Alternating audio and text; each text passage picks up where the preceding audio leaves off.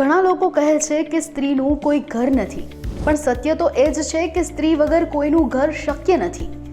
ઇતિહાસ સાક્ષી છે કે મહિલાઓએ સમયાંતરે પોતાની બહાદુરી અને હિંમત બતાવી છે અને પુરુષો સાથે ખભે ખભા મિલાવીને ચાલી છે. આમ તો આઝાદીની લડતમાં 11 મહિલાઓનું અભૂતપૂર્વ યોગદાન છે, જેમાં ગુજરાતની 2 મહિલાઓનો સમાવેશ થાય છે.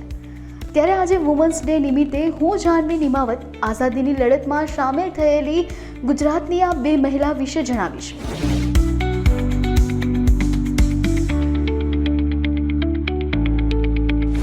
પહેલા વાત કરું તો ઉષા મહેતા. ઉષા મહેતાનો જન્મ નવસારી જિલ્લાના સરસ ગામે થયો હતો. ઉષા મહેતા મહાત્મા ગાંધીના અનુયાયી હતા. કોંગ્રેસ રેડિયો, જેને સિક્રેટ કોંગ્રેસ રેડિયો તરીકે પણ ઓળખાય છે, તેની શરૂઆત ઉષા મહેતા દ્વારા કરાઈ હતી. ભારત છોડો ચળવળ 1942 દરમિયાન કોંગ્રેસ રેડિયો થોડા મહિનાઓ માટે ખૂબ જ સક્રિય હતો. આ રેડિયોના કારણે તેમને પુણેની યરવડા જેલમાં પણ રહેવું પડ્યું હતું. કસ્તુરબા ગાંધી.